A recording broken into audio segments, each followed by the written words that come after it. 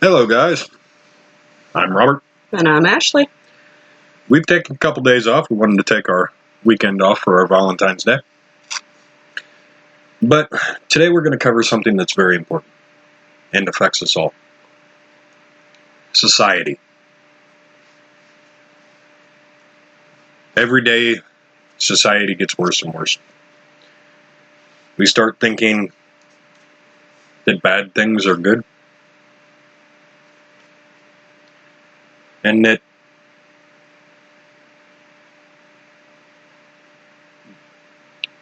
trying to figure out how to word this. But we take our self-responsibility and blame everybody else for our actions. Movies made me do it.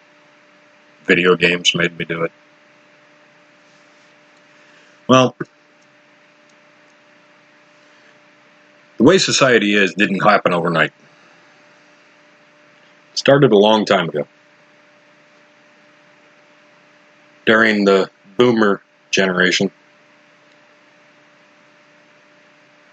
they grew up and their parents had gone through the Great Depression. They didn't have much. They wanted more for their children. They started the two-parent working family, which was great. Wanting your kids to have more than you had is a great idea. But your kids also need the discipline of you guys, the parents. That and the generation below my generation grew up thinking, we don't want to do that to our kids. We want to be closer to our kids. We want to have that close bond with them. We want to be their friends. World's stupidest idea. Your kids don't need more friends.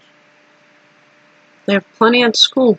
And most of the time, parents that want to be friends become a joking point for their real friends. Kids need guidance. Kids need discipline. You don't need to be the cool parent that you think you're going to be. This brought out a lot of different things. ADHD being one of them. 5 years after ADHD was announced as a disease, it actually came out that it wasn't really a disease. It's a lack of focus. And do you know that Adderall and Ritalin are the equivalent to cocaine and meth? They're actually of the same family. They're, how did Mark explain it? They're iodized differently. They go through a slightly different process to add another proton, I do believe. Don't quote me on that one. They add another one. Protein. But anyway. Proton. We were drugging our kids. And then once they got off those drugs, they tried to self-medicate. A perfect example is my ex. He was on Ritalin and Adderall from the age of 3 to 14. After getting off those drugs, he tried to self-medicate with marijuana, pills, alcohol, the spice and or synthetic marijuana, whichever name you want to use. And it caused his mind to become frazzled, and he became very violent and abusive. And we've caused it. My generation. That led to the overabundance of the opioid problem now, where people are abusing prescribed drugs. All because we didn't want to be the parents. Because we didn't want to give them the discipline and the guidance. Kids will, and are, very active. They're always going to want to get into stuff. But if you can't handle that, don't have kids. And certainly don't be medicating your kids on pills that are harmful. The side effects are way worse than what they're dealing with. I remember a South Park episode where they brought in a person that knew how to deal with ADHD kids. They walk into the classroom, the kids are jumping around, screaming and not listening. And the person says, I can fix this. We can deal with this. They walk up to the first kid and he yells at him. The kid doesn't listen. He smacks the kid upside the head and yells at him, and he yells into his face, and the kid shuts up, sits down, and listens. Now, I'm not saying hitting your kid is the right. What I am saying is it's gotten to the point where television shows are making fun of it.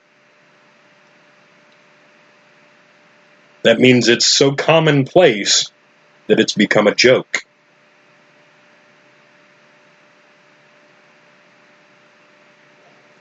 We need to teach self-responsibility.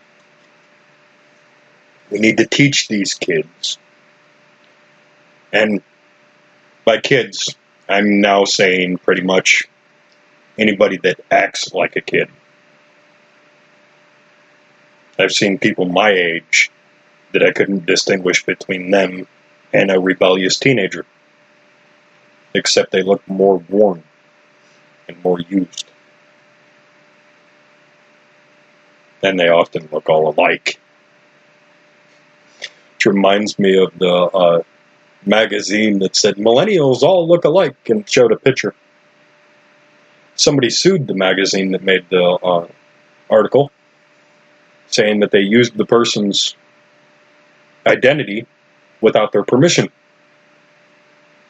only to be proved that it wasn't them in the picture, thereby proving the article true.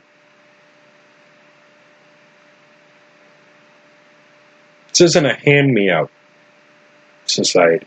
It's not what it is. Well, that's what it's become, and that's what it shouldn't be. No, it should never be a handout society. You have got to work for the things you want. I'm 25. I have a full-time job. You don't think I wouldn't like to go out and party and act like a kid again, act like I'm in high school, middle school again? You wouldn't like it in the morning when your body realizes, oh, I shouldn't have done that. Exactly. I'd rather go to work and work for 9 hours than go get drunk and feel like death the next day and not be able to eat, not be able to move. Yeah, I'd rather work, get paid for it. At least be doing something Semi-productive. productive with my life. It's just, we've actually thrown self-responsibility, morals, ethics, on the wayside. Because we don't want to deal with it. Because we weren't taught to grow up and be an adult. It started in schools with that anti-bullying campaign. Now, don't get me wrong. Violent bullying is wrong and should be stopped. You shouldn't go jump your classmate just because you don't like the look of their book bag, their shoes, just because they said some smart aleck comment to you. When I was growing up, my mom loved to shop at Goodwill. And I always wore knit sweaters. And I talked with a lisp. I still have a bit of a lisp now, and I've learned how to talk around it for the most part. But back then, I talked funny and I dressed in weird clothes. A person like that is going to be bullied. And I was an awful lot. I hated going to school. But if I could meet those bullies now, I would thank them. Because they gave me the strength to see myself through the hard parts in life. I wouldn't have made it without that conditioning. You know the difference between public schools and private schools, son? Isn't the education supposed to be better? Education in private schools is a lot better. Mainly because they don't have to deal with the no kid left behind laws that have continuously lowered standards in schools, therefore teaching less and less. Oh, participation awards, gold stickers for everybody. But the whole purpose of a public school is to teach you how to survive in society or in a social setting. You learn to deal with people that won't like you. You learn to deal with people that have different ideas, different backgrounds. That's what public school is really about.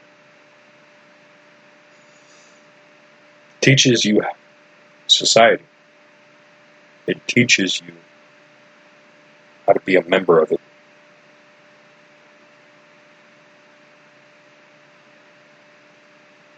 So no, the anti-bullying campaign needs to go away. The anti-violent bullying campaign is a good thing. But other than that, or in these bigger cities where they say, we can't judge these kids, so they take away the grading scale. Why?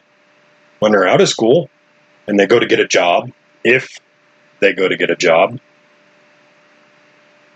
everybody will judge them. What do you think a first impression is? It's a judgment.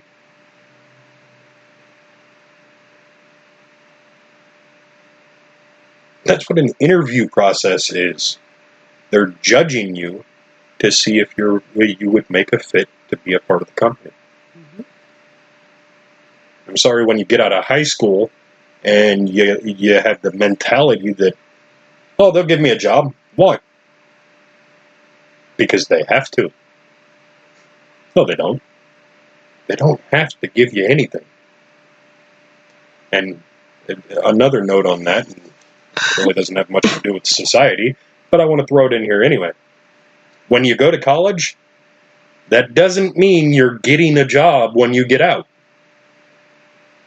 I know many people that have gone to college for to get a degree in something they're supposed to get $75,000 a year for after I graduate.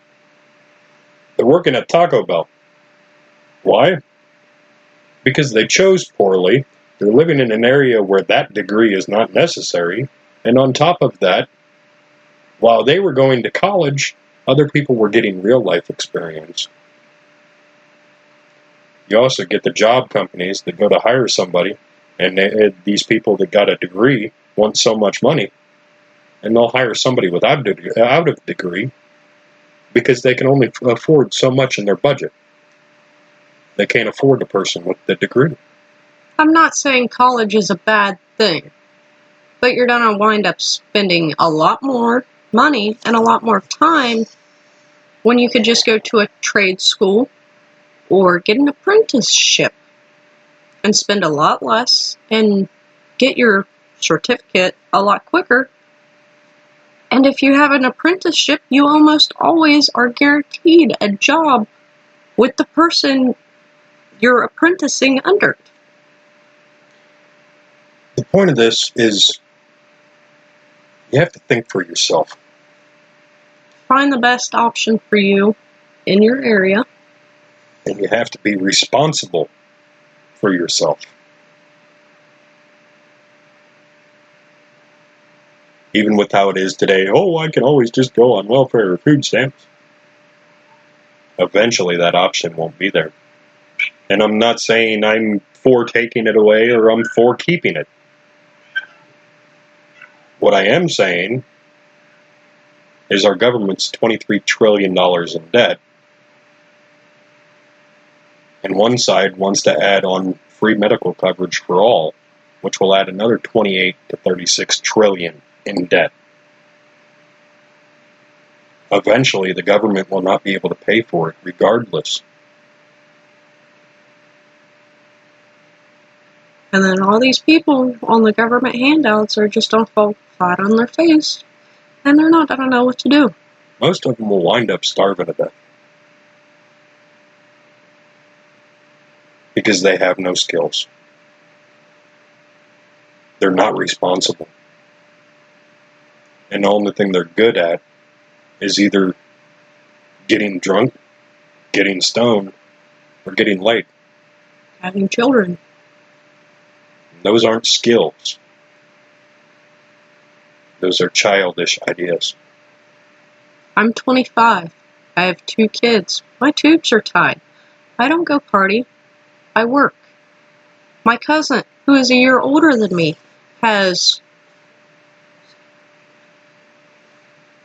5 kids. She doesn't work for a living. She goes and sleeps with random men at the hotels to get her hair done and get her nails done. Her now ex-husband is the one that provides for these children, not her. In no way, shape, or form is that right. No. Self-responsibility, people. We'll leave it there for the night. We are going to do a part 2 on society. That's enough for one night. Remember, I hate you all. And that's not a bad thing. You guys have a great night. Good night.